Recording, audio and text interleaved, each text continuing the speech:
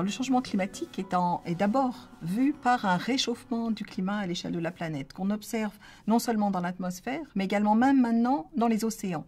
Et tous les éléments qu'on a nous permettent de dire que ce réchauffement est vraiment dû à l'augmentation des gaz à effet de serre par les activités humaines, c'est-à-dire toute notre consommation d'énergie, la démographie, le développement de l'agriculture conduisent à cette augmentation de gaz à effet de serre qui produit ce réchauffement. Le changement climatique est marqué par un grand nombre d'impacts. C'est non seulement effectivement température, précipitation au niveau de la mer, fonte des glaces, mais aussi des risques sur la production agricole avec une diminution, une efficacité moins grande de l'agriculture, en particulier dans les régions tropicales en raison du réchauffement.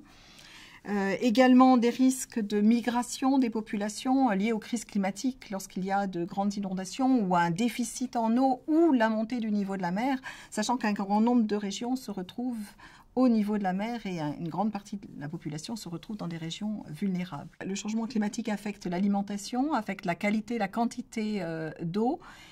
Ça va avoir un impact sur la santé.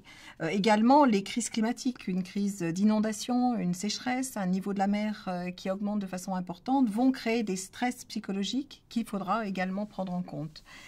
Des risques également à travers les écosystèmes, puisque le climat va modifier les répartitions des zones d'écosystèmes, peut également d'ailleurs faire disparaître certains écosystèmes, vont déstabiliser, modifier les niches écologiques d'un certain nombre de vecteurs de maladies infectieuses. Donc en fait, le changement climatique veut dire surprise, modification des régions, modification d'un certain nombre d'éléments sur lesquels on s'appuyait jusque-là. Si l'adaptation est inévitable, il ne faut pas oublier que cette adaptation, elle sera d'autant plus facile qu'on aura un changement du climat moins important, c'est-à-dire qu'on aura réduit nos émissions de gaz à effet de serre.